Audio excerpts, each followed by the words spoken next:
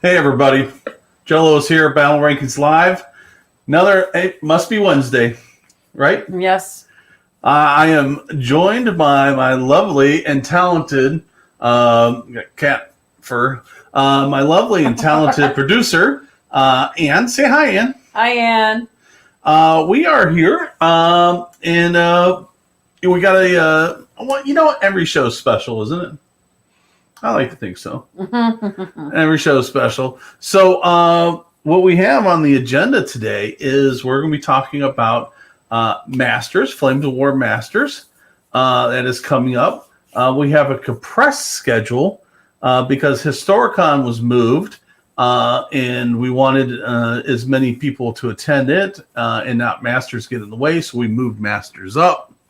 And which means normally when a master the invites go out, that's when the format is announced, and so the players that get the announcement see the format first. We're doing something a little bit different because of the compressed format. We're publicly announcing the format now, so that when you get those who get the invite already have a good idea what it is, so they could turn around and say yay or nay real quick because of the compressed format. Because Masters is going to be held the weekend of the 23rd and 24th of October, which is not that far away, at Family Time Games in Indianapolis, Indiana. Because of the compressed format and how we had to turn it around, the Battlefront and selected that store because it was ready to go. Next year we're hoping the idea is to move it around. But before we get to that, because the person that's doing the format is currently eating dinner, waiting for them to turn it around.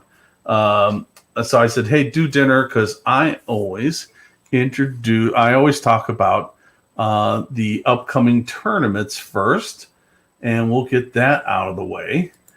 So we got that coming up. So as you can see, September, it's starting to get a little thin. So the end of the season's September 30th. So this is the last weekend.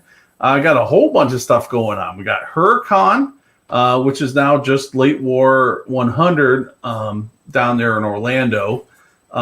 Dreamers Vault, they're holding a Mid-War 100. Asgard Games in Houston, Texas is doing a Late War 100.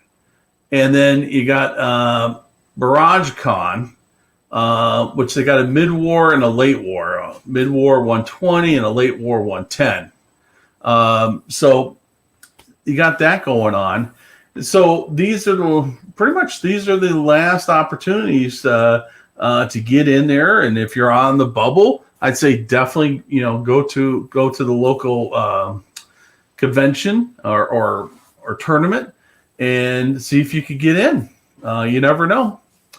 And then, of course, with that, then by the way, I need all the results in by October 1st.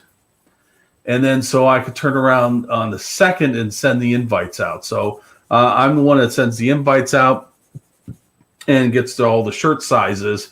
And I aggregate that and send that to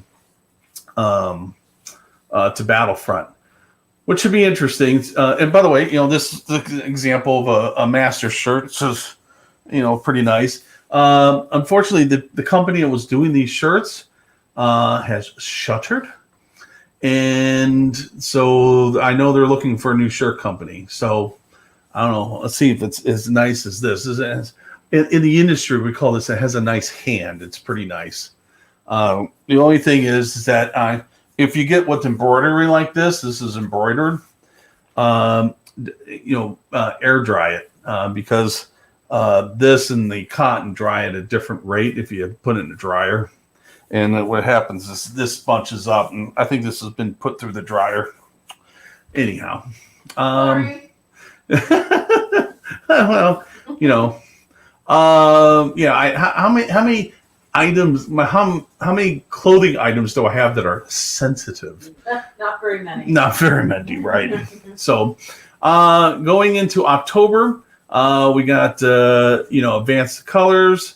SensiCon, I don't think I've added anything new, though I know I did miss a couple. I will get them on for next week. There's something in October that was just announced that I saw. I need to get on there.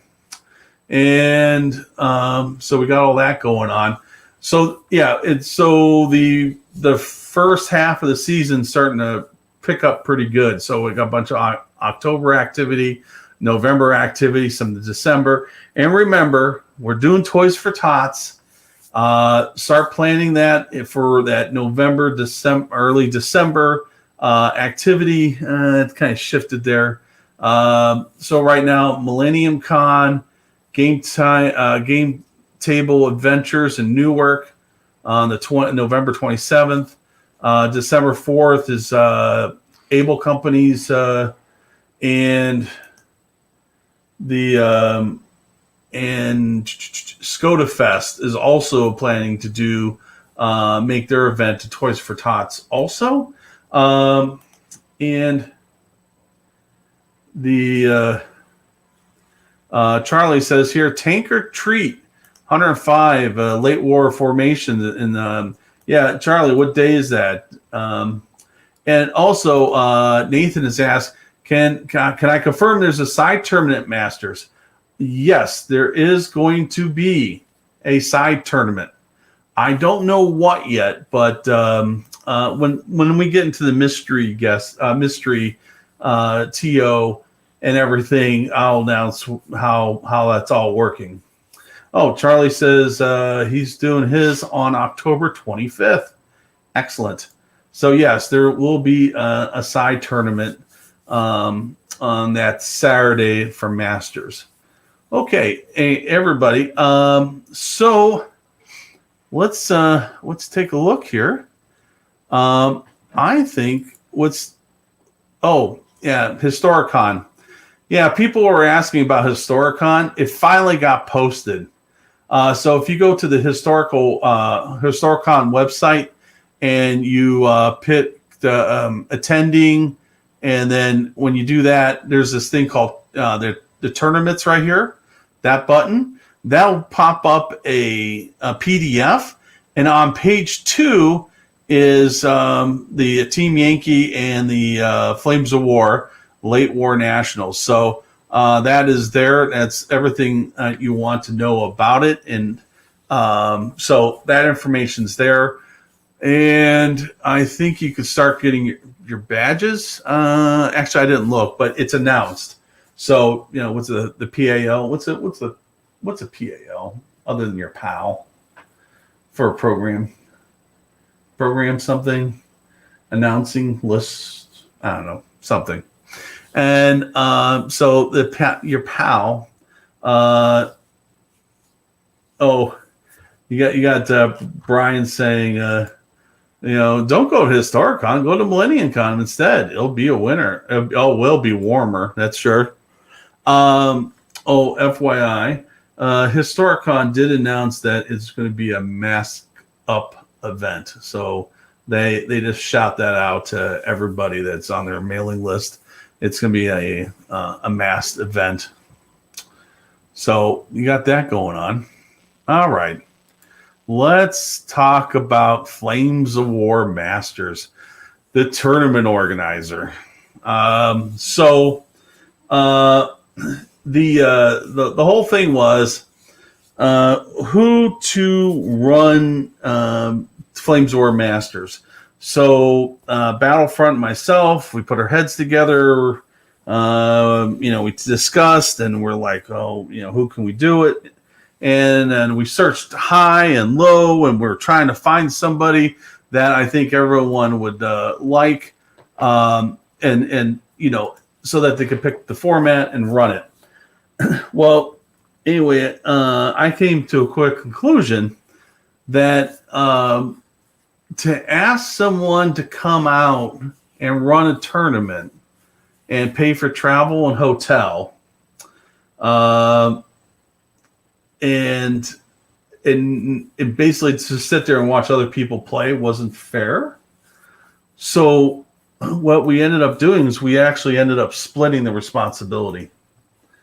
The actual person that's going to be running the tournament, as in making sure, basically keeping the trains running on time, is actually going to be Shane, who owns the store. He's the one that's going to run the tournament. But he was, the format, he wasn't going to come up with a format. So what we did is we actually split the duties out and actually found another individual to actually do the format. And by the way, I think you guys are going to be surprised and happy, as I am, that this person said yes to come up with the format. So, without any further ado, Is he there? He is there. He is done eating. Okay, good. Okay. He is ready to go. Now, I think basically a man that does not need any introduction. And the Flames of War scene knows him, loves him, respects this man. Let's bring him on in. Dave. How you doing, Dave? Dave Griffin, everybody. Hello, gentlemen. How you doing? So I I asked Dave. I said, Dave, would you want to come up with a format? And so I text him, and I think you start coming right back and saying, hey, I was thinking this. And I'm like, okay. I don't need to know. I just wanted to know if you wanted to do it. So, Dave and I, so I already know from last night, so I can prepare my slides. So now we're going to reveal to the rest of the world Dave's format that you came up with, Dave. And by the way, I am. I think it's good. I think it's tough. I think it's tough. I think it's going to be very, very challenging for especially those players that usually jump out to the lead. It's definitely going to be hard for them to get a perfect score this time around. Knock on wood. I think so too. Well, anyway, instead, let's go through it. Okay. What you came up with. And by the way, Dave is having some technical difficulties. As long as you can hear me, it's all good. Okay. and as long as you can see the screen. So let me bring the screen up. So there it is. So the first thing, Dave, which was the book source and cards. Yes. Well, so Enemy Gates, Iron Cross, All American. Oh, hey, look, it's mid-war. Yeah. All right, it's mid-war, which makes sense because last one was late war, so this is mid-war. Well, I think also, I mean, mid-war is still fun for a lot of people. You have historically the mix of the early war weapon systems that are just going out, the late war weapon systems that are just coming in, and all those really weird ones in between. So it's a fun time period. It is a fun time.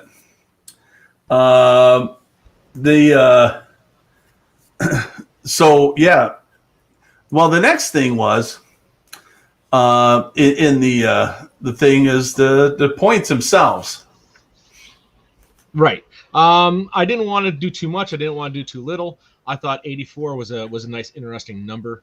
Don't ask me what it means. It's just a number.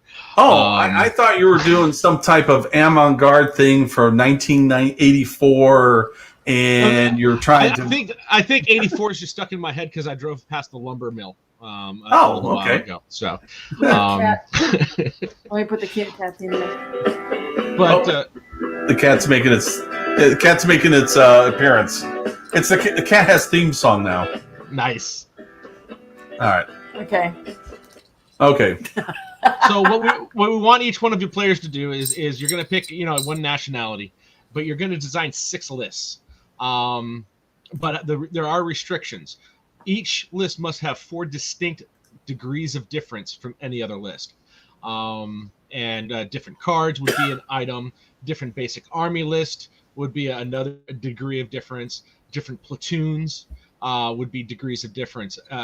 So the idea is that you're going to have 6 lists that are distinct from one another, so that you're not going to be able to always have the 23 scout cars with the 2 Ferdinands. And that sort of list. You're going to have to vary them from one another. Right. Yeah, so I was thinking about this. It's that they have to. Okay, so I was calling it. Last night I was thinking, 4 degrees of separation of Dave. Yeah. So each list, I was like, what I'm going to do is like I'll have to pick a list and compare it to another list and say, are there 4 things different from this list to the next? Brian, it can get confusing, especially if you've got a lot of stuff flying around, and especially towards the lists 5 and 6, you're going to have to really be taking a look around and seeing if you're reproducing some issues going on.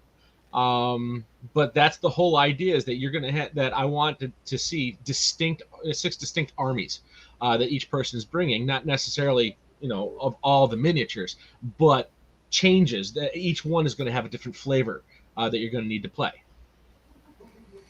So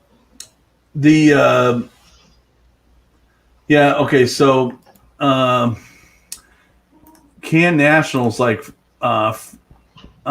Finnish, Hungarians have that different that many different lists?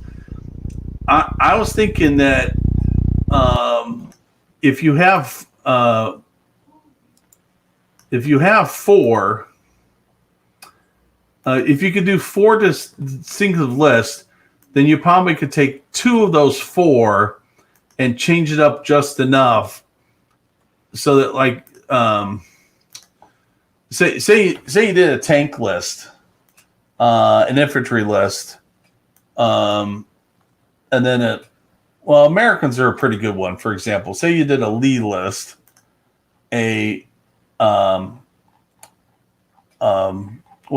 Stuart list, and a armored rifle and a rifle list. So you had those 4, and then off of those 4, you pick 2 of them, probably the 2 infantry type lists, and change it just enough between the 2 of them that you can have enough variation in each list, and you'll have 6 lists. I was playing around with some of that kind of stuff. I was like, is there enough? And all the major nationalities can do it. I think it will take some juggling to do Finns or Hungarians, but I think it can be done. Especially when you one of the things is when you have a different platoon.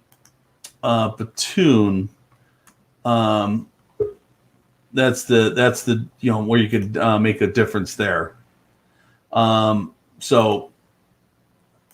I think you could. I actually I was doing some British and Italians in my head. I think you could do that. Now that doesn't mean that you'll make a great list, but I think you could do it. I think the British could do it. Yeah, Nathan. He says the Italians could do it. I think they could do it. Remember, we're only talking about 4 distinct differences. So a card being one of them. So like you can have a luck card and then pull the luck card. That's one difference, right? Add Dave back to this. So there's that. So now with that, there was some examples. Right. So, Well, I mean, for example, removing a line platoon of Shermans and replacing it with an ally platoon of Shermans or support platoon of Shermans is not a degree of difference. Replacing a like with a like really does not help your argument at all. However, removing a platoon of Shermans and then replacing it with like anti-tank guns and planes can be considered 2 degrees of difference. Adding an additional rifle platoon to a U.S. rifle company does not count as a degree of difference. So, I mean, just the idea is for you to try to, use your common sense there and what's the mentality of the rule system are looking at for you to do. Enjoy the variety of lists that you're going to be able to make with this. Just don't make everything the same cookie cutter. Right. Yeah. So I think that's going to be a challenge. And I think if you are if you're a person that plays one kind of list, you're probably, you're going to have to expand your horizons. If you're always playing an armor car list, like British armor cars, you're playing that list. You better figure out how to push Matildas. That was the whole idea behind this is, those players that are excellent at their one list, and that's what they play all the time. When you see them coming to a tournament. Yeah, Dave's having his connection issues. Let me see if I can. There you go. We'll just forget about the camera. Okay. But that was the whole idea was to get people. It is Masters, to get people out of their comfort zone. As always, it's the challenge that that I don't want to throw in, that I wouldn't throw at a local event or anything like that. Yeah. So that's the basic building the list. Now, of course, there's always here comes the twist. Dun dun dun. Yep. All right. So the special rules are going to be fun. At first, I'm going to do the second rule first. As games get played, any list that wins a 6, 7, or 8 gets removed from the tournament. Okay, take it away from your stack and put the list away. So there you go. You got your golden BB out there, and you play it on round 1. Well, your golden BB is gone the way of the dodo. You won't be able to play again. And then the second one is after matchups are announced and terrain is discussed, both players will share their lists with the opponent. Okay? Then, once all your lists have been shared with your opponent and the lists are given back, you will then select the list that you are going to play, and you reveal that simultaneously to on the table. You put them down on the table. Now, if one person has the higher total of victory points, so let's say Brian and Patrick are playing. Brian has 15 points. Patrick has 13 points. Patrick can then see what list Brian is playing, and Brian immediately starts counting to 10.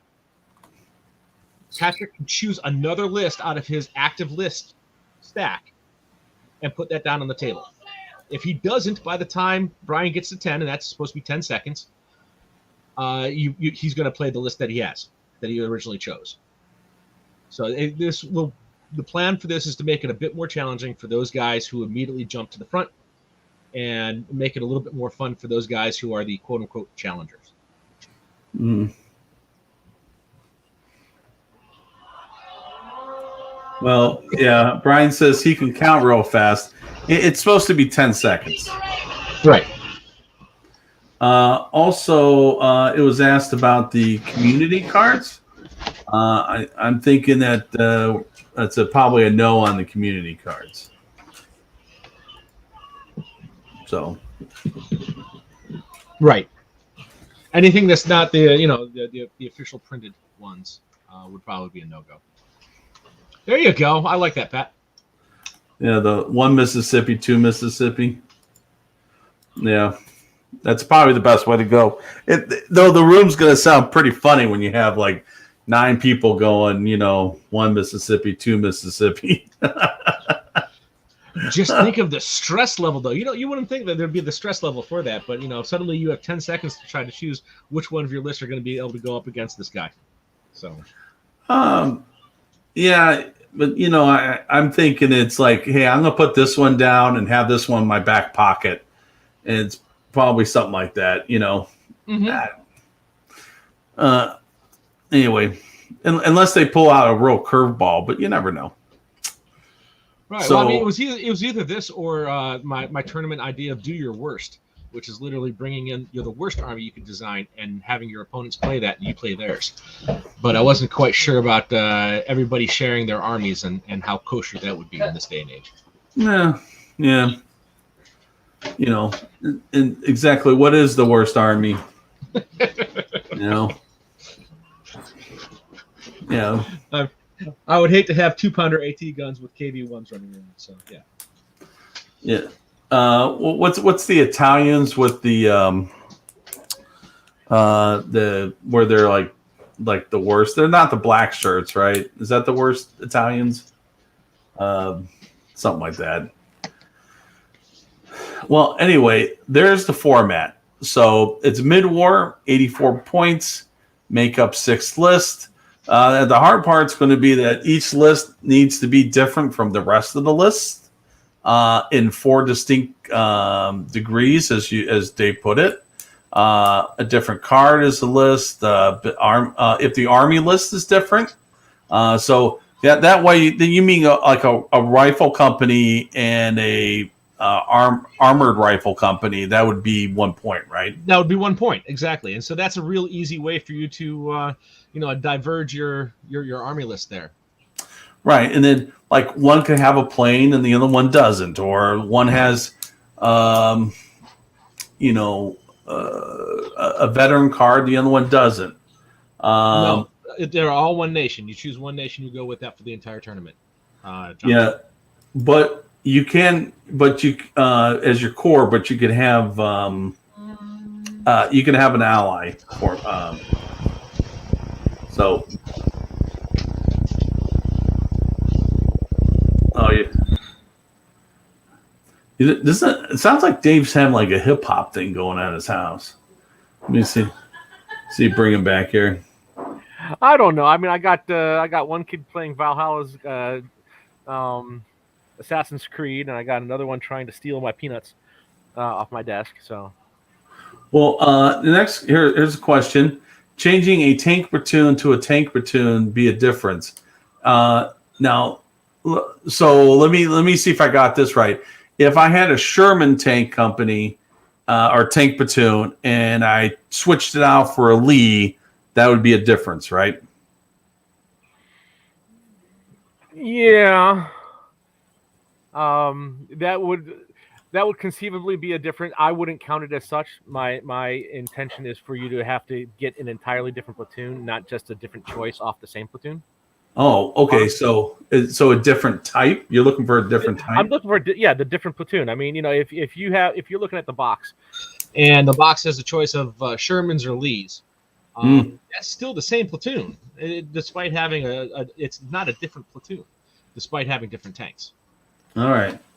By the way, just FYI, I am going to have everybody send their lists to you so you can say yay or nay to them, okay? I don't get paid by Battlefront anymore. I don't have to do that. I know, but you hold on. You know what? You came up with the format. I know I came up with the format. What am I going to do? Give it to poor Shane? Shane's going to like, what the hell do you want me to do with this? So, yeah. Well, we can see what's going on. I mean, I might be able to do something, but I can't do well over 70 army lists because I don't have access to those. We'll send you we'll send you the list, and we'll see. You know what? I can get you access to all the I can get you access. No problemo. You know what? Let Joe take care of that. You don't have to worry about that. So no excuses on checking these lists. Joe, I got 3 boys and 21 credit hours going on right now and a part-time job. I don't have time to be checking army lists. I'll have to find someone to check lists then. I can help, but don't count on me to count all 16 of y'all, 18 of y'all. 18. All right, we'll work. We'll plug that hole, but yeah, someone's got to check these lists. And it can't be you. Yeah, I don't want to be me. So, good Lord. I mean, I'll help you out however I can, my friend, as usual. But okay. Brian's asked. So, if we change a Sherman company to Greyhounds, are they both? They're both still tank list. I think they are still tank units, but they're different platoons, are they not? They're different platoons. They're different box types. Let me what did I do with the American book? Oh, I know it. So, we'll look at them. Brian, you should have been a lawyer, my friend. You should have been a lawyer. Every year is this. Okay. So you're saying that actually, let me make this bigger. So you're saying because they're in the same block, if you pick one of them, it doesn't do a change. Correct. Okay. But if, say, like, I had the headquarters and this, and say I, added this, that'd be a change because I added it, even though it's still considered a tank team. It's not about the tank team. It's about the group of blocks. Correct. All right. Well, that should be it's exciting. still part of the same organizational structure. It won't be considered a change. Yeah. So I was thinking about this too. This is why I had the American book out as a good example. Would it change from a rifle company to an armor rifle? Count as 2 differences: the list and then rifle to armor rifle. I would say yes. I would say yes too. You're changing the complete structure of your army at that point in time. Yep. So then changing 2 more things. Then Brian's saying, "Oh no, the rest of the Finns are Hungarians." I don't know about that. I have to take a look at the Hungarians. I think it'd be fine. We'll see. If someone really wants to play Finns, at all, they can figure out a way.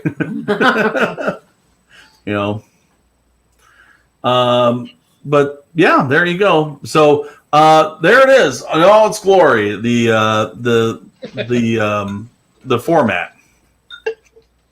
So I'm going to replay this and go through and add. I'll add a FAQ, Dave, to the list based off of your answers here, sure. So that when I send it out to everybody.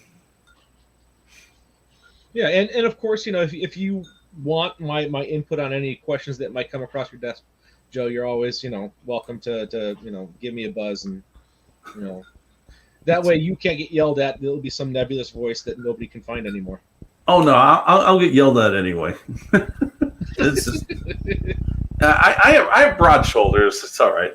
And he goes. By the way, I'm noticing that he goes rumble, rumble, rumble, and then go on. Let's see, and then All there right. you are. 4 changes between each list, Brian. Each list must have 4 distinct degrees of difference between all of your other lists.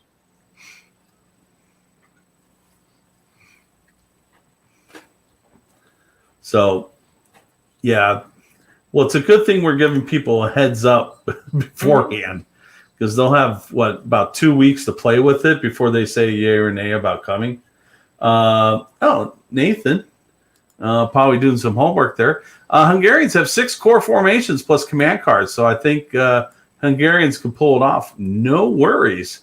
No, there you go for the Hungarians. Nathan, if you want, take a look. What's the Finns look like? Oh yeah, good point. Finns have a crap ton of command cards, so throwing the command cards all around will do it too. I think if someone gets command creative, cards is worth a degree of difference right there. Yep. He's saying that only 2 of those formations are worthwhile. I don't know. Running a 38T formation should be interesting as an option. So I don't know. I think everybody's going to have their. I think there's the core lists that do very well for each nationality, right? But if you win a game and you remove it, then you probably go to the second list, right? And then you, as you go down, if all of a sudden you found yourself winning 4 or 5 games, and all of a sudden the last thing left is your dog list, I think that's the that's a challenge. That's the Masters Challenge, right? Absolutely. So, like for example, running a 38T list, yeah.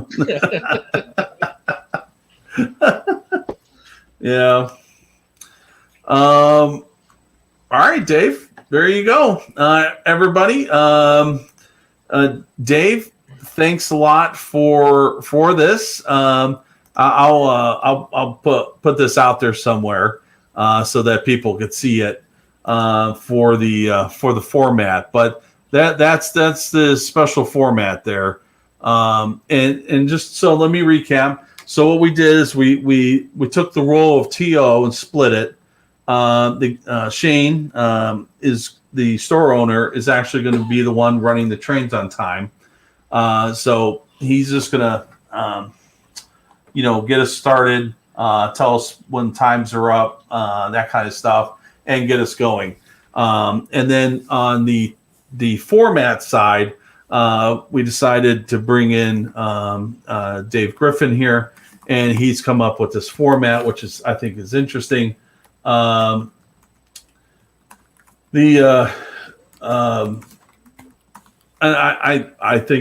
it's a challenge. I'm actually looking forward to putting these lists together and see what the heck I come up with.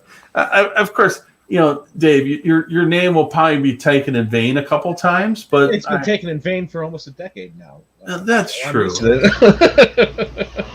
True. So it's and that's fine. I love you guys. I miss you guys. I'm happy to see that the tournament circuit is still doing well. And someday we'll run across each other's paths again. I have no doubt. So. All right, Dave. What we're going to do is we're going to do a recap of Gencon, and then I'm sure with 2 of my Able Company cohorts. And I'm sure this format stuff will be discussed between the 3 of us also. So I know they just saw it for the first time. I saw it last night. So I'm kind of interested in getting their take on things. I'm surprised. Hold on, I'm getting a text message. What? Are you nuts? Oh, You know. That's why the phone should be away during shows. Yeah, well, yeah, actually, no, that's the work phone. The other one I turn off. Oh, there is a text message. Anyway, okay. Let's. But Dave, thank you. I know you're a busy man. I know you're working on those. You got the family there, and I know you just ate, and you got the classwork to do and stuff. Yep. Hey, how long before you graduate? I should graduate in May of 2023. So. Oh, you're going away, and he's gone.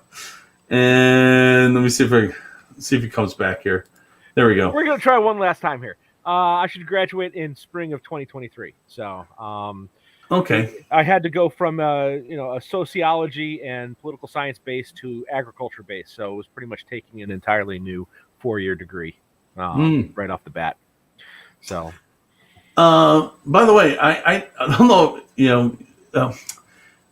hey, can Panzer Ghost tell the joke that he told last week to Dave?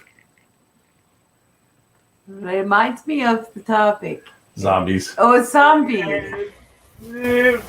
Oh, okay. What's the vegan one? What? Oh, okay. What do you serve a vegan? What is a vegan? Sorry, a vegan Zombie. I can't think right now. I'm sorry. What does a vegan zombie eat? What does a vegan zombie eat? Grains. Oh Yeah. Tell that in your botany class. It'll slay.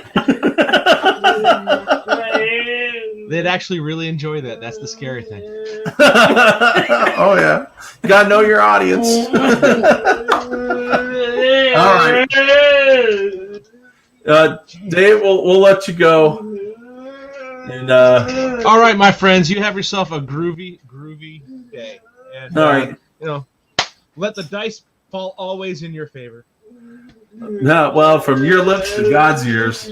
All right. So how many new pairs of dice have you gone through, Joe? How many new sets of dice in the last 2 years? I don't know. He keeps throwing away. Whoa. Yeah, I should buy stock in Chexus or Chexus or whatever those people called. Chessex, yeah. You should. I told you that. I told you that 5 years ago. You should. Yeah. All right. Thanks, Dave. All right. Have a good one. You good. Take care. Yep. Bye. All right, everybody. So we're going to do is now we're going to be doing our Gencon wrap up. And waiting in the wings is Chris Fretz and Andrew Hobson. Hey, guys. How's it going? Okay. Before we go to the Gencon wrap up, any thoughts about what you just saw or heard? Besides the fact that he kept coming in and out. Well, I mean, yeah. Well, it's equipment issue. Yeah. I love the idea that you throw away your list when you win with it. Yeah. True. It should make things interesting because you got to figure out what list you want to go with and what opponent it. Well, I think that's I was thinking about that. You look to see what the other guy has, and then you probably like, maybe I can go with this one and take on whatever he pulls out. I don't know. There's probably a little bit of strategy of that in there. Yep. Yeah, I think it's going to be a challenge, but I think some of the nations where you have lots and lots of formation options will have some advantages, especially if you have lots of gray boxes in your primary formation. So you could run 3 or 4 different versions of an armored rifle company. Yeah, I think so. But very few options of like something where you just have your core formation, Ferdinands or something like that. Ferdinand Company would be a Well, at 84 points. They have a lot of options. Yeah. Yeah. Ferdy. Yeah. And done. Yeah, I'm done. And if it's the only time you run Ferdies, because 17 times 3 is 51. You know, you don't have two. Throw it up against an Italian tank formation. Oh, and laugh. Yeah. I mean, that's one of the ones you pull out when you're the challenger. Right. So, yeah, one thought we might want to consider in terms of the question about checking lists is it might be that we want to pair players up, or have each player check one other player's lists or something. Might be a way to spread out the load after all the lists are in. Right. True, or maybe just collect them and put them in a bin. I mean, put it in a shared folder with all the master players, Right. and then have all the master players look at them. Yeah. I don't think I think you'll get some missed. I think you'll want to. I mean, we can talk about this later, but I think you may want to assign them so that we're sure everybody's gets looked at. Because if we leave it to random, some players will get looked at a lot, and some players won't get looked at all. Mm. So everybody has to look at 2 players or something like that and Well, assign really, them. it's just one player. I mean, if Yes. everybody has one set of lists they have to check out, and probably not switching them, just everybody is not giving their list to the same person who is checking their list. Right. Yeah. We'll figure out. Pretty easy to set up. Yeah. Yeah. All right. We got some options, but yeah. Thinking out of the box there. So hey, I have this picture here. This is our mid-war group. I think the first day. No, it's Team Yankee. Oh, is Team it? Yankee. Yeah. Yeah. Oh, it is Team Yankee. And I'm making sure everyone notices that Charlie Clay's there.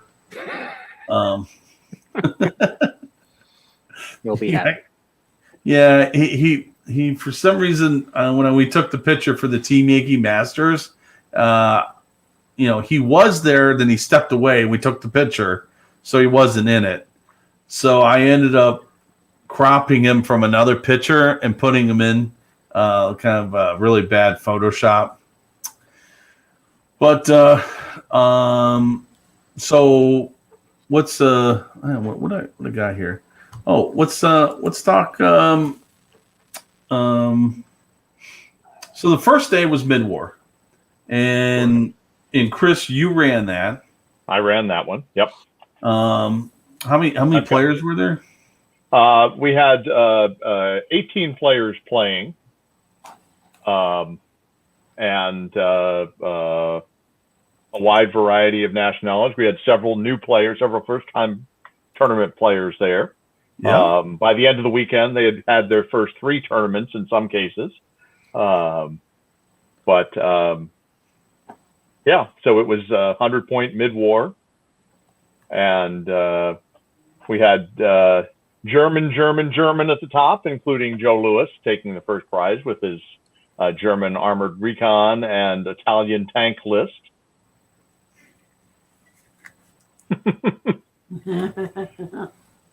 Yes, we do. Able Company does trophies as well as prize support for first, second, third, best army, best sport.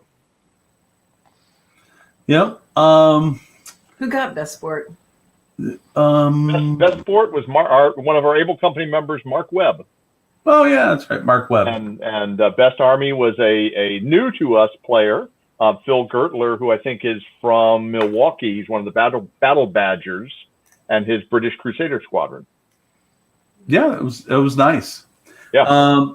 So I'm going to address this issue. Brian Coaches says I stole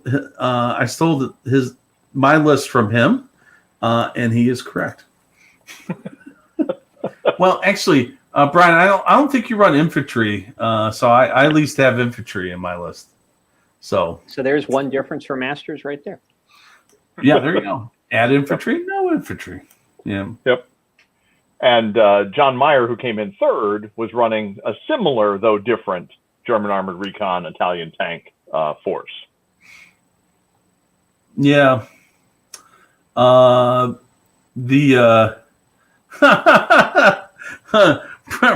said infantry is for the weak. I think the interesting thing I had in my run was my second round. I ran into Chris Jackson, which ironically, last week's show, Chris was our special guest, our SME, talking about what mission were we talking about last week? No retreat. No retreat. Yeah, no retreat. Oh, we did not play no retreat. We played breakthrough, and he was defending, which was probably the mission. That was the mission for him, because he has two sets of guns, and I'm just lonely, recon vehicles. But I was able to. I was actually holding on to both objectives, and pretty much destroyed anything that had was mobile. The infantry was gone. The Lees, the two Stewarts companies, they were gone.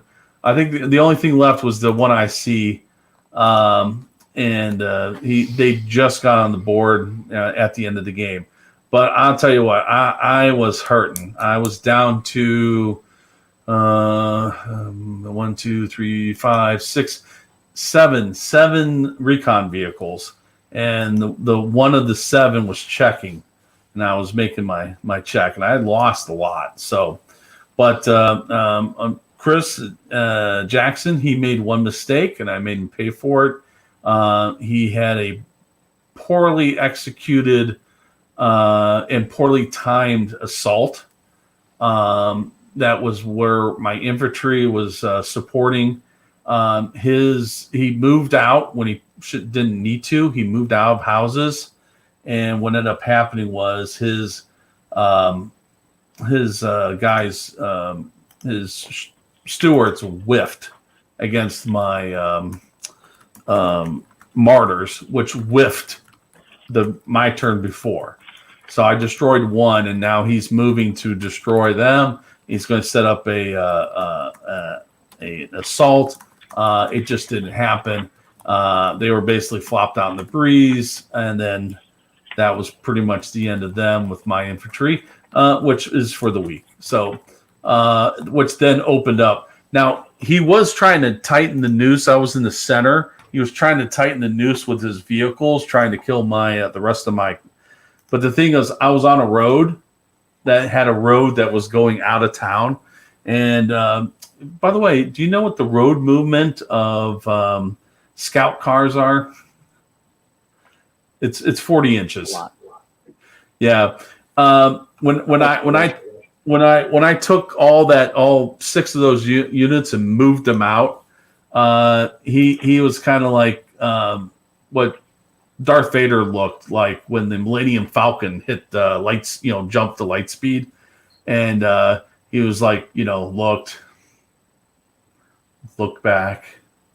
And the expression was like, oh, what the, yeah. So anyway, that was game. So let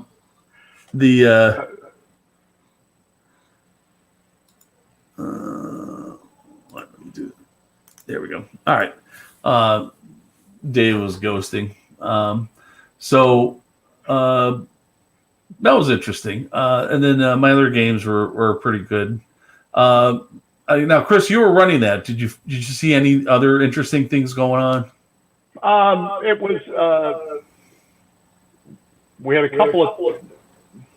I'm hearing my voice echoing somewhere. Is that you, Joe? Yeah, let me go ahead. Try that. Okay. Well, we ended up with both you and Tim McClellan tied, and then John Meyer and Chris Jackson tied for first and second place.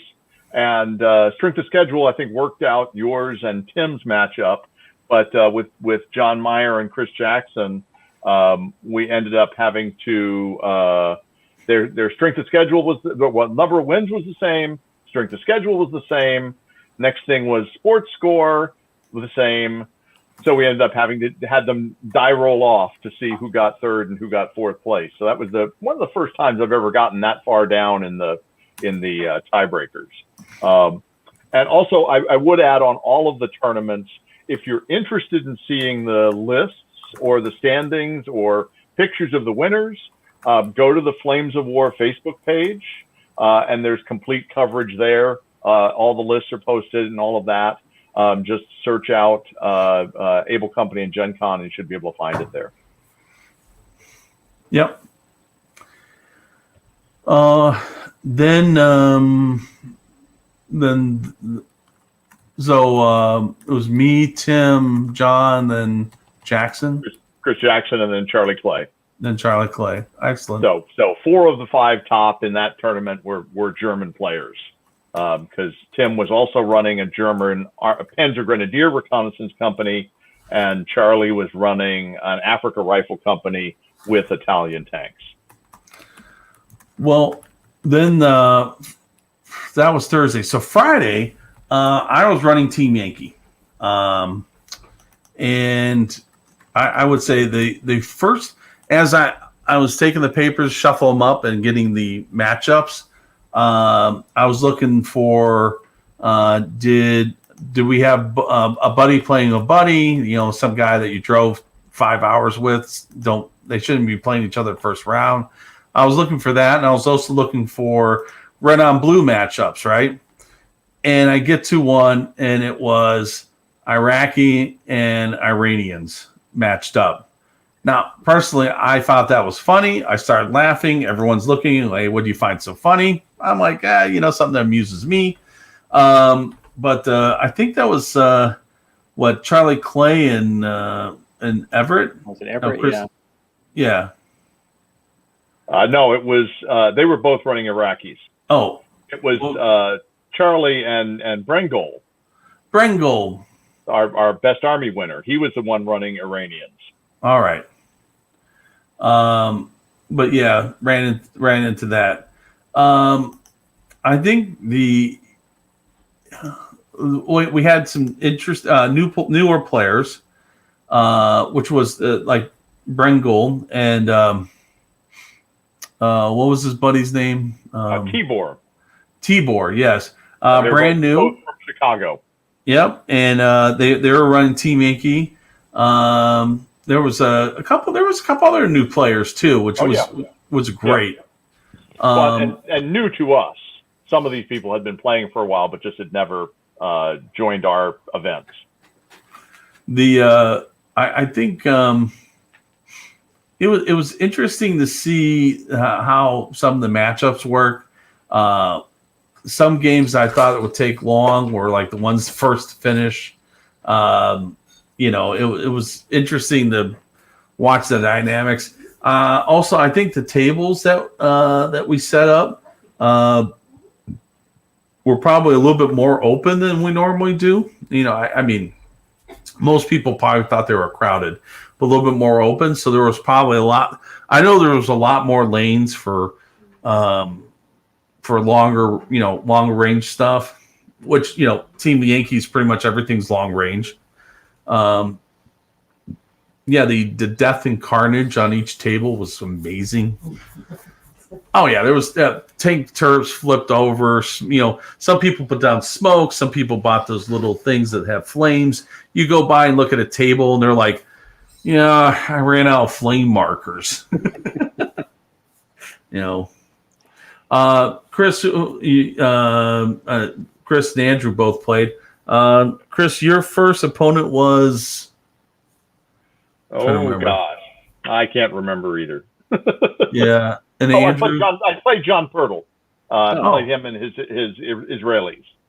Okay, right. And Andrew, you played. I played Chris Kent, and he was pushing West Germans. West Germans. Oh, by the way, I think a lot of West German players actually had the high end. He had the A2, yeah. He had there was one West German player was running the high end tanks. Yeah, and by the way, I think he lost. He had a pair of them. I think he lost both of them every game. I killed a bunch of them. Yes. Yeah, it's Yeah, he finished with only 7 points. yeah. I know 3 of those bad boys is like 50 something points. So that probably what's put 2 of them like what, high 20s. Yeah. Yeah. Well, that was also. Go ahead. Yeah, I think he had 3 of them. Yeah. Yeah. Well, his HQ. So he had 2 in the platoon plus the HQ. That's a lot of points. That basically it's like half his army is just those 3 tanks. It's 6 Yeah. Well, shots. that was a situation where he and a buddy of his who also came to the tournament. They in their local area, the meta is playing the big tanks.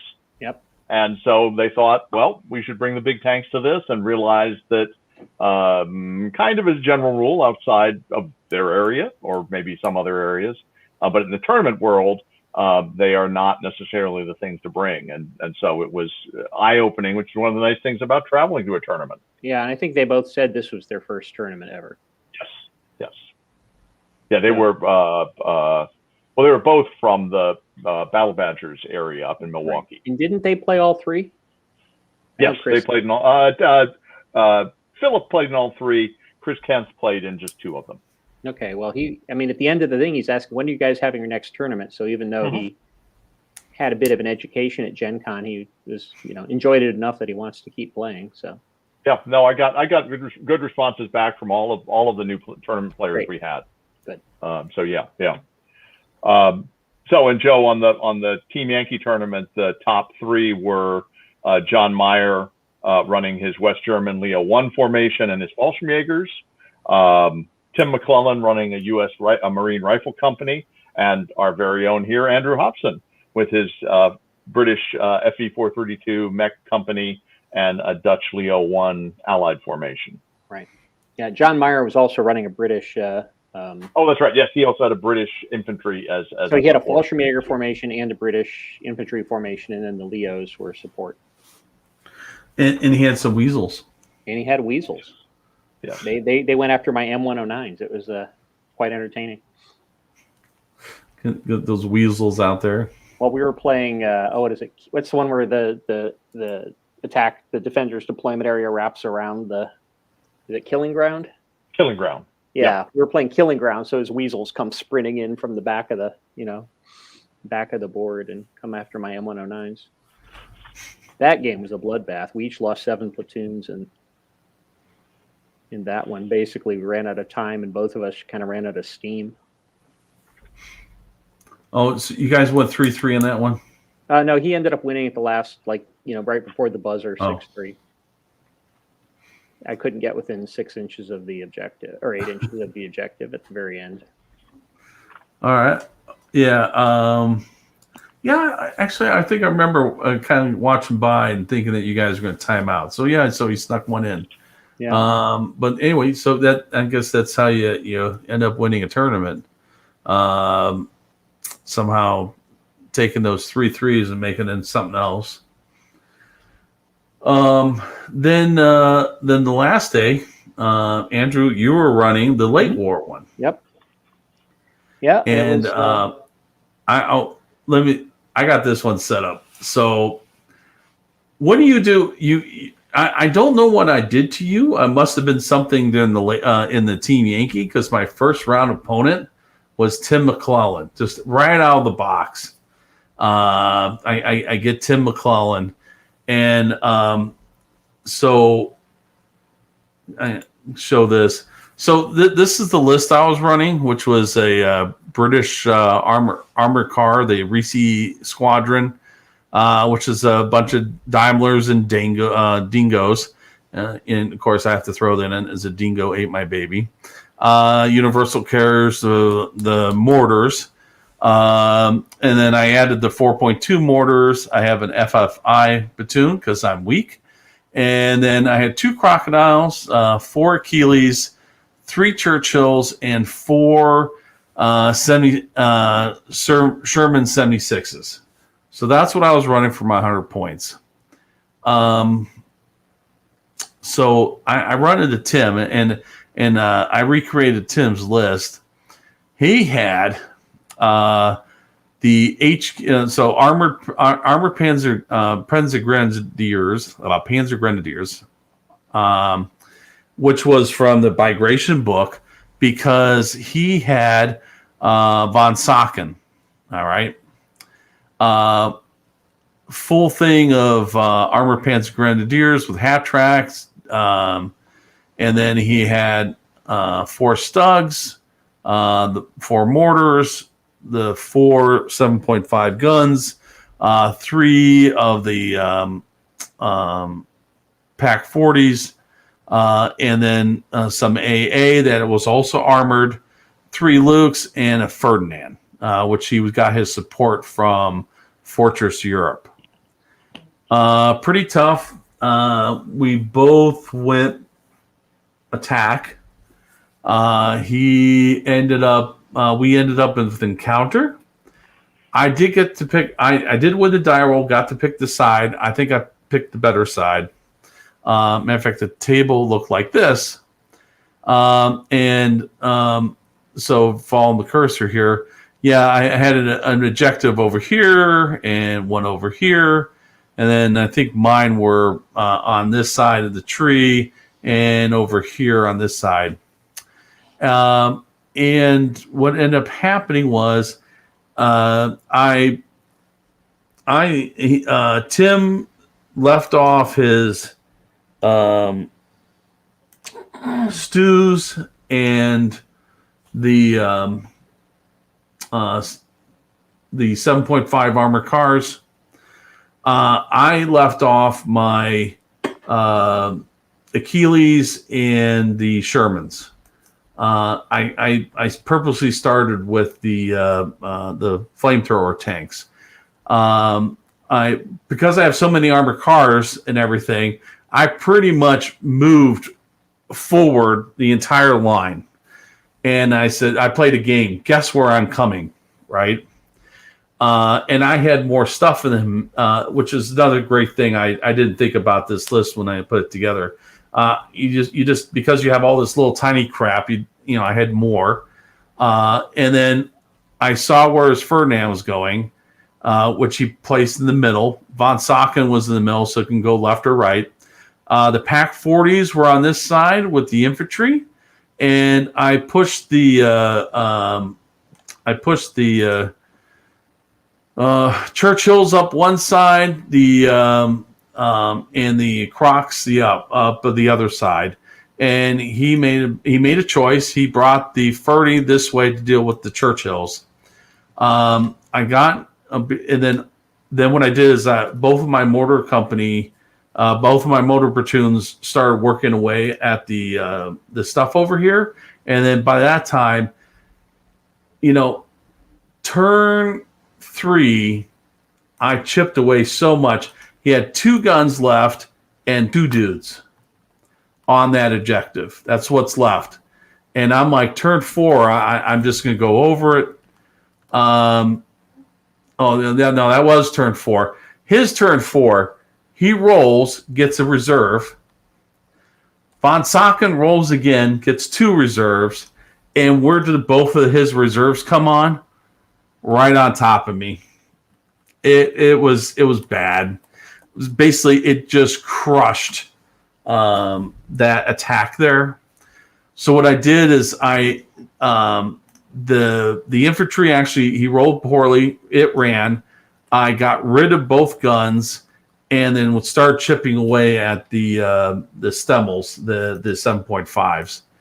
What ended up happening is that he pushed his stews towards where I just had mortars hanging around there. My Achilles came in. Now the stews and the Achilles are having a battle.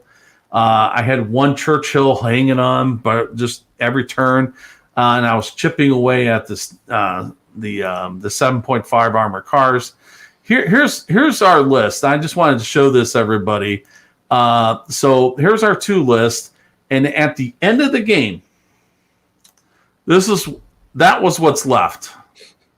By the way, these are just cards. Tim just had his headquarters with von Sacken and a Ferdinand. I had one set of mortars, the FFI, which they were just not in the battle, and armor car and one carrier left. So this is how I ended the game. Keep that one car on. I rolled a 6. Okay, great. He had two mortar of the 4 left.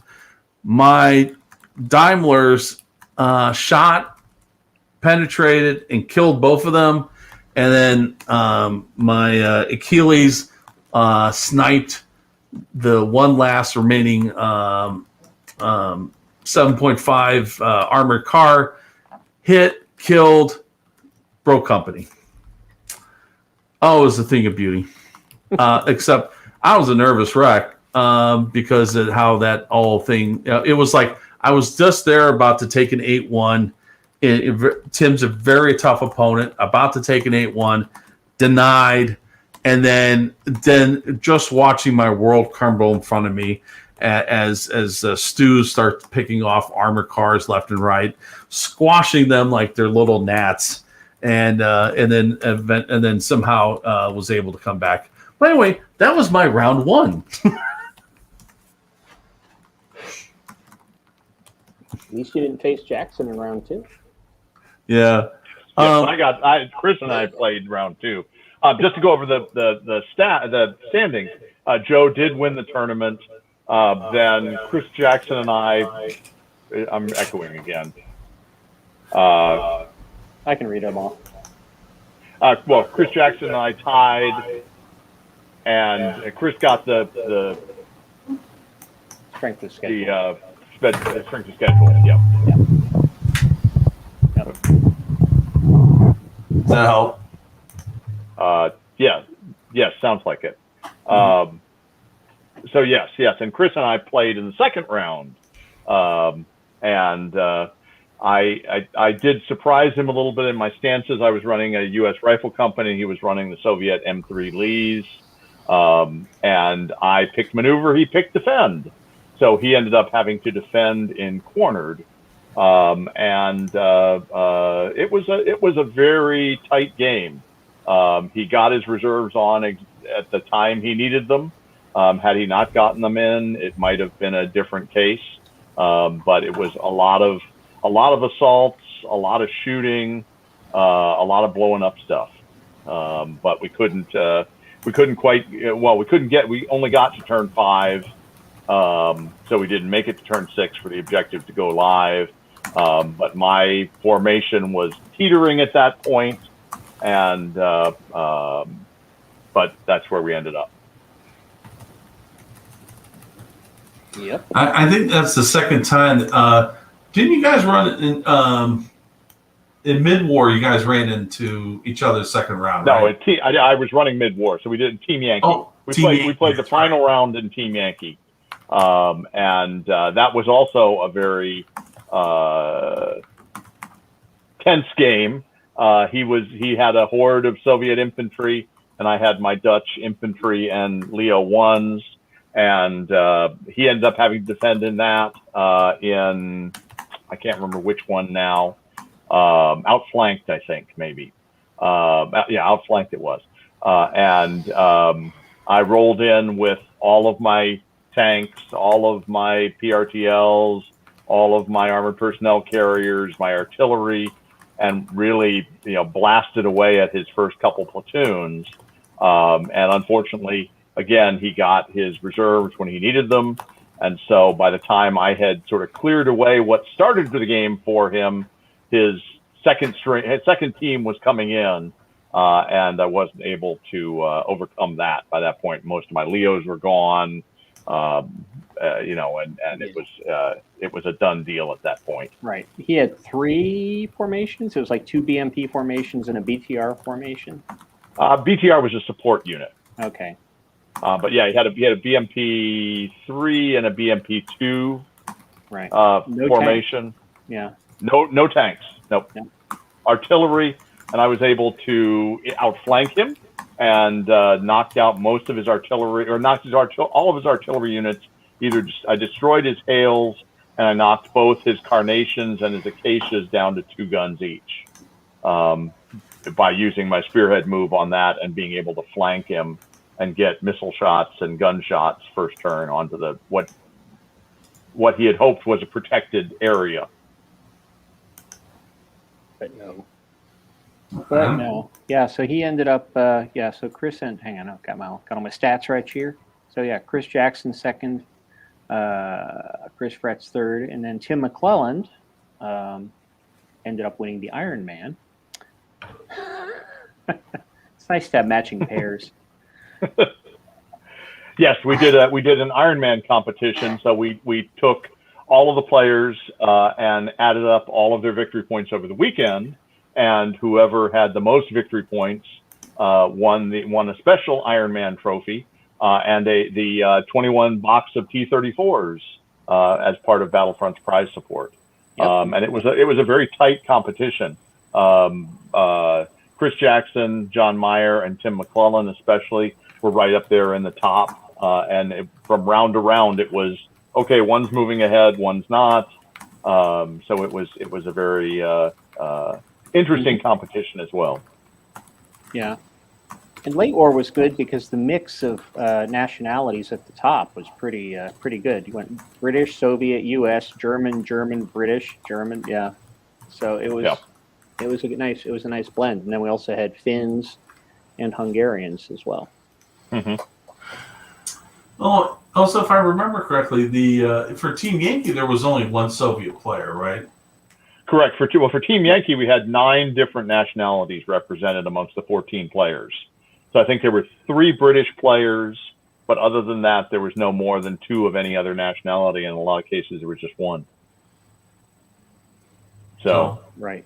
Yeah, it was a nice mix all through the weekend. Actually, we had pretty balanced on mid-war, pretty balanced on late war, and Team Yankee, of course, just variety there.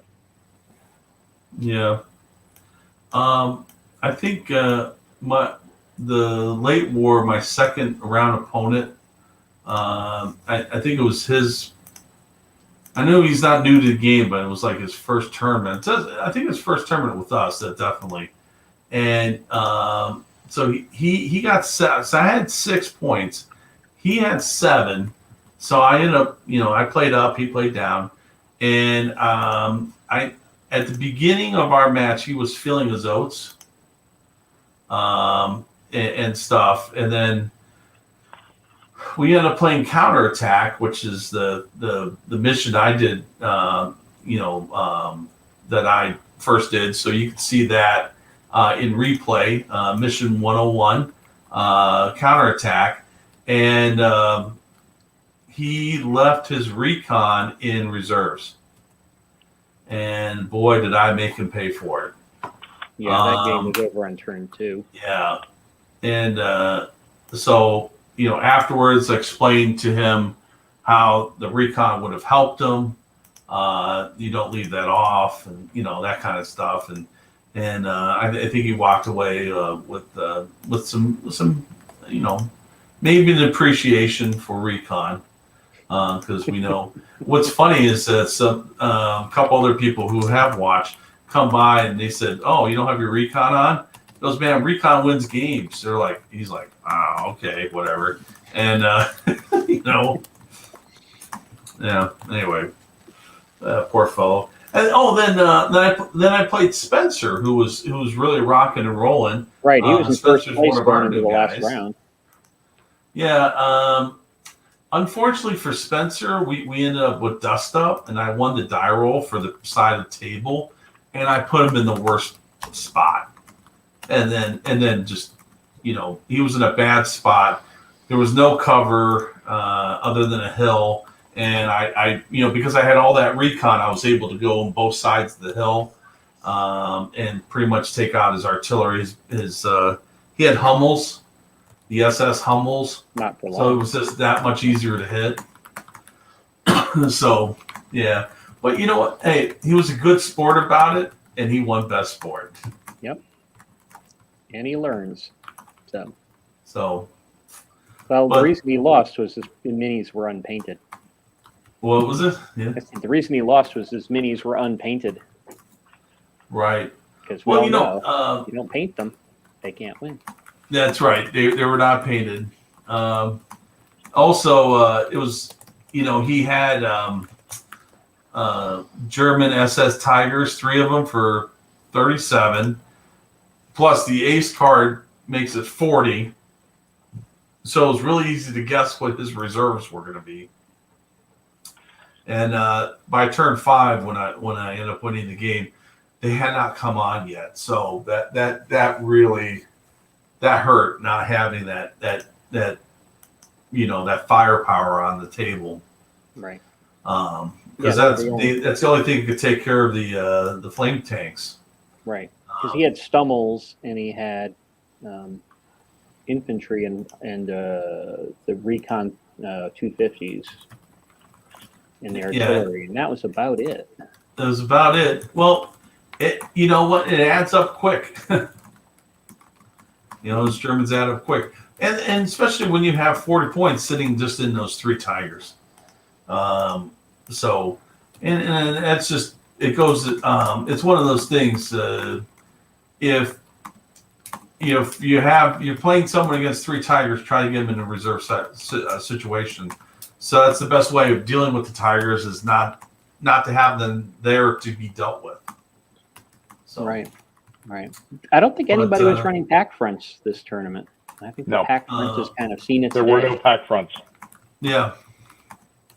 But I think pack fronts would have done very well on those tables. Some of Well, them. Everett was running 488s. I remember that. But but not pack front. yeah, so they were all kind of bumper to bumper practically. So Right. it was and everybody just worked their template magic on them, and they would kind of totter off the table. Yeah. Oh, and I did have a challenge on my first round. I played Mike Mansfield, and he was running a list that was very compact. It was 5 Ferdinands, 5 Ferdinands, 1 Grenadier platoon, Pumas, Nebs, and an observer. Yep. And with me running a U.S. rifle company, my Sherman 76s and my TDs were quite busy dealing with the Ferdinands. Ends up destroying 3 of the 5. Unfortunately, leaving him with the 1 IC and a 1 tank platoon. In the 1 tank had I killed the 1 IC. He jumped to the tank and that other tank in the 2 tank platoon. So they both became just single tank platoons. So they're never going to test morale unless you destroy them. But I was able to push him off the objective. Oh yeah, your infantry was like Jesse Owens running back to Berlin. I mean, basically they were just running forward as fast as they could because he couldn't shoot enough to stop them. Yeah. The FFI took out his Pumas. Yep. There were a number of elephants. Actually, the other interesting thing was that there were elephants, there were tigers, there were panthers, and Panzer IVs. I mean, it was kind of the whole German panoply of late war armor was showing up in the game. 470s. Yeah. It was a nice mix. Mm-hmm. Yeah. Actually, yeah, the number of Ferdinands and elephants and stuff like that was that seemed to be the go-to for the Germans. Mm-hmm. It's a nice go-to. They're not afraid of Crocs. Yeah. No, they're not. So I think that went out well. So I think it was a good, successful outing. Yeah. And Joe, just to add, in general, we didn't talk in general about Gen Con. But for those who might not know what it is, it's here in Indianapolis. It's yearly. It's been here for, I don't even know how long, probably 15, 18 years, I think now at this point. My first experience at Gen Con was in 2008 or 2009. And Able Company started running events in 2009. And we've been running tournaments since 2010. here. So this was our 10th year running tournaments there. So that, especially for some years, we ran 4 tournaments when early war was still viable. So we've run over 30 tournaments there over the years. We also run intro games. This year we had our Stalingrad game, which was a 2-on-2 mid-war kind of teaching game. And we also had a single-day event game on Friday, which was a hypothetical invasion of Malta, which 2 of our club members had put together. It's a 4 by 12-foot table with parachute drops, gliders, seaborne invasion, and the whole shebang. Scale, yeah. Practically, yes. So we had a whole wide range of events that we do every year there, as well as it being one of the biggest conventions, certainly in Indy and in terms of gaming convention in the U.S. This year, because of COVID, they cut it down, so it was only probably 40,000 people instead of 70,000 people. So it was, to us, it seemed empty compared to what we're used to seeing there. Right. In the last few years, we got to play Flames War on the football field. Yes. The past couple of years, we've been on the field at Lucas Oil Stadium there where the Colts play, because the convention has gotten so big that they expanded from the convention center to the stadium. But this year, with both the Gencon was delayed. Normally, it's the beginning of August, so it was delayed a little bit again because of COVID, and so we ran into football season. So there was a football game on Sunday of the weekend of Gen Con. So it did not need the room with smaller group, and that was not available to us. But that was a lot of fun. The couple of years where we've done that, and hopefully next year we'll be able to get back there. Yeah, I just looked up Gen Con. First year in Indianapolis was 2003. Okay. So it's been there. Wow. Yeah. And I think we're set for at least another 5 years. I think they extended the contract. So we're as we are a convention city here, and we're in the middle of the U.S. It is an easy place to get to, and a convenient place for most everybody to come to. So, and Indy's a great convention town. Yep, and cheap compared to Chicago. That also is true. Yeah, Patrick, only 40,000 people. Only 40,000, and it seemed empty. I mean, didn't Joe and Andrew? Didn't it seem like it was just deserted compared to? Yeah, Joe said it was really empty. Well, when you can walk down the dealer's hall and not have to change direction, not collide with or dodge someone. Yeah, it's like and be able to raise your arm to your face. That you're not so crowded that you can't. Yep. And have a conversation with your opponent and not have to yell. Yeah. Yeah. And as Patrick says, it is the crossroads of America. That's very much so. Yep. So there we go. And so another successful outing for Able Company at Gen Con. Had 3 tournaments. It was pretty good. The thing is that let's see if I get there. I've won a bunch. You can see a bunch of those trophies over there. So I can see some over Chris's shoulder too. Yeah, there are a couple actually. Let's see, wait. Over back. Some Able Company I trophies can't there. figure out. Mine are up in my bedroom, so I can go to bed smiling at them. Yeah. But I have 2 more to add. Yay!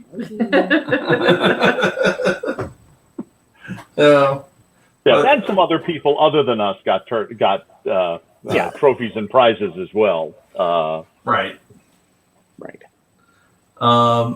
Yeah, and then then Tim got the Iron Man. So yes.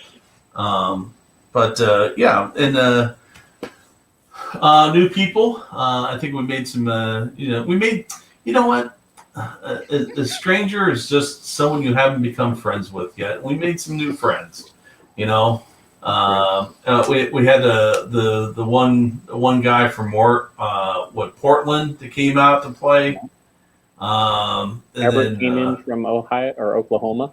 Oklahoma. Yeah. Yep. And someone from Texas. Iowa, a bunch of people from Wisconsin and Chicago. Oh, who's the one gentleman from the Navy? He was in the Navy. Coast Guard. Oh, the Coast Guard up in. He's one of the ones from Milwaukee. Okay, right, yeah. So it was a good round of players from all over the place. And who can we?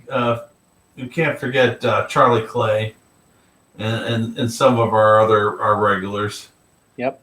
So that was good. But it is always fun to play new people and meet Yeah. new folks. Mhm. The hobby is alive and well. Yeah. One of the favorite things I like to hear when I meet my opponent. What's your name again? Oh no. It is. It's like, they have no idea who I am. And afterwards, you can say you can watch. There are over 100 episodes to explain exactly what you did wrong. Yeah, exactly. And it's funny, if you want to learn how to play this mission, just to, get some tips, some pro tips. We just did this mission. Anyway. 15 years ago, you'd say, I was promoting the show. That's for sure. right. 15 years ago, you would say, buy my videos. Buy my video. Yes. Yeah. Buy my video. It's on. Would have been on DVD at that time. Anyway. So, but anyway, gentlemen, thanks for coming on. It was a blast. Of course, we thank Dave Griffin for coming on and coming up with a format. I'll be figuring out how to get that out so that people can actually see it in text. And then you guys coming on short notice to discuss the convention, Gencon. And then starting back up next week, I was just looking at the schedule. Got where's it at? Got, I believe, next week is going to be John Meyer is going to be back on to discuss Killing Ground, and we'll get back to the series for discussing missions, and we'll get back to that, and so that we can pass some of our knowledge and wisdom on to you guys. You know what? Let's get go ahead and start posting what did you guys learn. But I think, while we do that, it is now time for Poetry Corner, read by Panzer Ghost. Hello. Do you want to tell them what what it was about last time? Well, actually, let me show some. So we might have some new people. Let me show the book. Okay. All right. So a little background. This is a English translation that the Bevington Tank Museum put together. It's the instruction manual for the Panther. They also did one for the Tiger, but this one's for the Panther. And the interesting thing about this, I got in on the ground floor on it. Actually, my name's in there. It says as part of the thank you, me and 1,000 other people, and that helped put this together with our GoFundMe stuff that we did, and it's written in rhyme. So when I got it, I was checking out the rhyme, and I said, "Oh my gosh, who would be perfect to read this?" And so every time we've been doing a page, and I think right now we're in the section about targeting, how to target the main gun, and they're writing it in rhyme, and who better to read it other than our own Panzer Ghost? Take it away, Panzer Ghost. Okay, so here we go. Last time it was Achilles in the Amazon. You know what? They were really ahead of their time. How they know they're about the delivery Yes, systems? they're talking about Achilles in the Amazon, and it's about targeting. So, okay. Before the battle, he's weighed up. The girl with bows and arrows well made up. Riding her horse, second to none, her javelin throw is not to be outdone. At close quarters, a battle provoked. Her chances, too, are now revoked. Achilles, the hero unsurpassed, enemies even say this, staying steadfast. As weapons he chooses sword and shield, the princess has been brought to heel. Blows rain down, he's in overdrive. Achilles fights to stay alive. There are the first signs of fading. The queen's ability is degrading. This is what happens when tanks clash. One thing works, one thing is dashed. So if with armor-piercing nothing gives, then simply try high explosives. But all of the emphasis must sit on gun, running gear, optics, vision, slit. Explosives work, they are stunning. Destroys completely or stops them running. In any case, makes it a total wreck. Get the turret and snap its neck. Hit the back elegantly a la mode to make the exhaust fully explode. Success depends on a good 2 out of 3, but make the right choice for AP or HE. Whatever that means. High explosives. Okay. Yeah. High explosives. Okay. Wow, that's Pulitzer material right there. I know. It's like, wow. Okay. Pulitzer sounds pretty German. Pulitzer. Yeah. But there you go. Wow. Reading from the manual, basically teaching young men how to use their equipment properly. I like the basically your Achilles and the T-34s are the Amazons. You know, so there you go. And did you learn anything today? I'm thinking. Come back to me. Okay. Andrew, did you learn anything today? Tiebreakers. Tiebreakers? How they work. Well, certainly Masters format. Right. Yeah, definitely. The what That's Masters gonna has. take some thinking. Yep. Then Patrick learned what I learned today. One, air dry your Masters shirt. And Joe needs another trophy shelf. Brian, he's learned that that Joe can only win mid-war when he uses Brian's old list. So true, so true, so true. Did I learn anything today?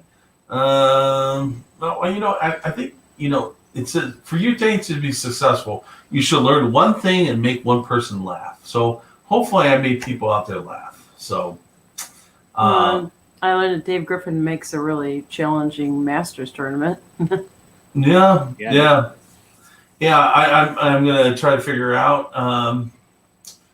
Then I'll probably learn that lesson when I try to start working on the list this weekend.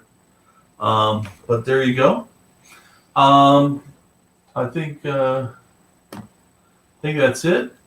Remember, we'll be back on next week. We'll be back to our working on our lists, our missions. And speaking of missions, you want to go ahead and play us out? Okay. This will get my air guitar on. Oh, I have a cat up. That's the cat. That's the cat's theme song. That's the cat's theme song. Sorry, you're the cat. There we go. You're a shirt with a big head. Yeah.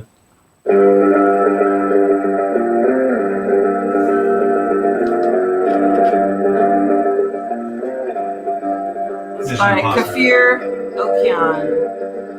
Midwest, Yeah. Middle Eastern guy. Well, yeah.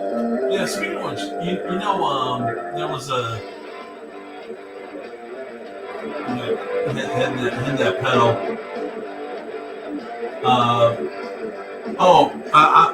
It's on my phone, Brian. I'll show it to you.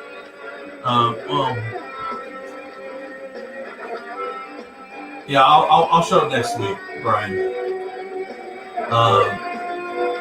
One of the things I was watching was this guy who did You know the main song for for Quentin Tarantino movie. It's a beach music. You know, like and how he plays that guitar. I think his name's Dale or something. Dick Dale? Something.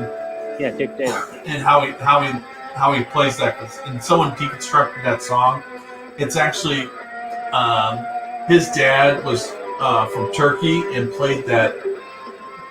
What's that strange like lute guitar that they have in Turkey? The oud. That's where he learned how to play, and then he translated that to a regular Stratocaster. Mhm. I did not know that.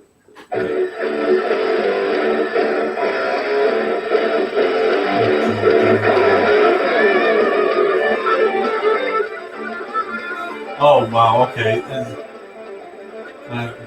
Patrick standing across from the table from Joe, Mission Impossible. You know? And Joe has to wear disguises. No one will know who he is till it gets hot and the fake nose comes off. No, when I was in a band in college, this was what our opening song was the theme to Mission Impossible. So our drummer wasn't very good, so he could only play it in 4/4. He couldn't play it in the original 7/8. Yep. All right, everybody. We'll see you next week. You guys have a good one. Stay frosty. And hey, if you know there's a tournament out there they haven't submitted in, I have caught up to date with everything submitted to me. So if you don't see it and you're in a tournament, tell your TO to get it to me because I need to get that stuff in and processed because of the short time. We got the bass. Days, yeah. A short time to turn it around. All right, everybody. Have a great week. See you next week.